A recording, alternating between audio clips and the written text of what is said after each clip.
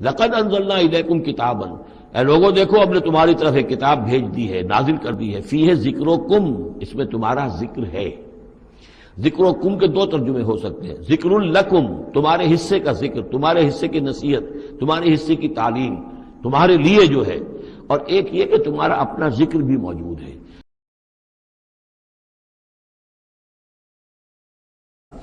وما كنا معذبين حتى نبعث رسولا ومن ضل ولا تزر وازرة وزر اخرى وما كنا معذبين حتى نبعث رسولا، یہ میں نے پہلے بھی حوالہ دیا تھا۔ آج یہ اللہ کی سنت رہی ہے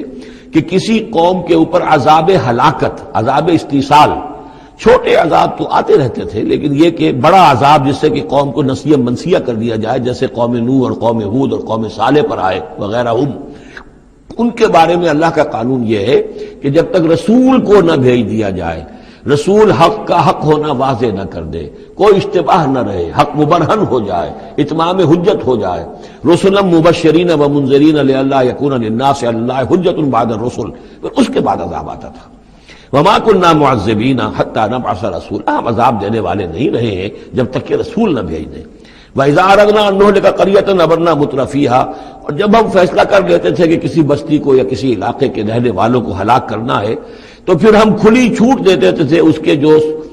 مرفہ الحال لوگ ہوتے تھے، دولت والے، پیسے والے،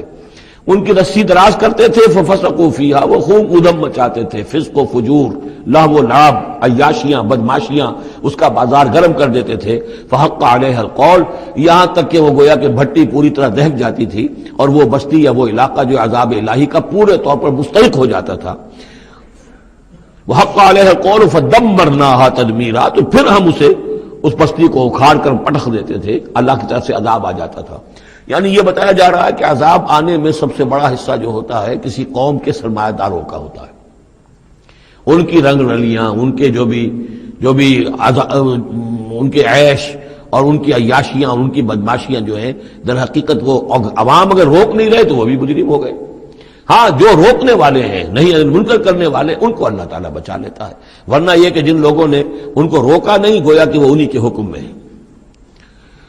وَكَمْ أَهْلَكْنَا مِنَ الْقُرُونِ مِنْ بَعْدِ نوح، اور کتنی ہی نسلوں اور قوموں کو ہم نے ہلاک کیا ہے نوح کی قوم کے بعد۔ وَكَفَىٰ بِرَبِّكَ بِذُنُوبِ عِبَادِهِ خَبِيرًا بَصِيرًا، اور آپ کا رب کافی ہے لوگوں کے گناہوں سے واقف ہونے کے اعتبار سے، وہ جانتا ہے۔ کفا بربک بذنوب عبادہ خبیرا بصیرا، خبیر اور بصیر ہونے کے اعتبار سے خوب جانتا ہے کس نے کیا کمایا ہے، کس نے کون کون سے گناہ جو ہیں اپنے نامہ اعمال میں درج کرائے ہیں۔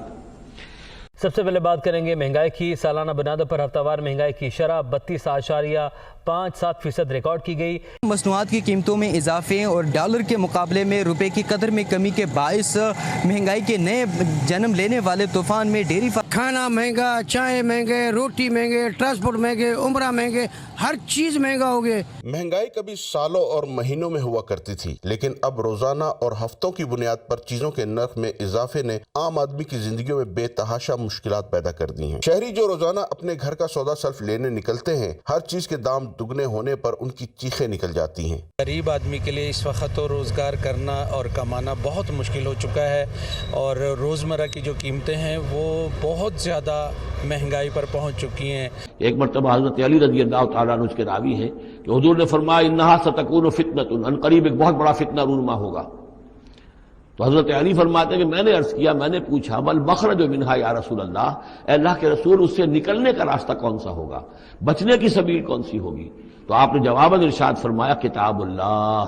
فیہ خبر ما قبلکم و نبأ ما بعدکم و حکم ما بینکم، اس اللہ کی کتاب جو ہے وہی تمہیں فتنوں سے بچا سکے گی، اس میں تم سے پہلوں کی خبریں بھی ہیں اور تمہارے بعد جو آنے والے ہیں ان کی بھی خبریں موجود ہیں، اور جو کچھ اختلافات تمہارے مابین ہوں گے ان سب کا حل موجود ہے۔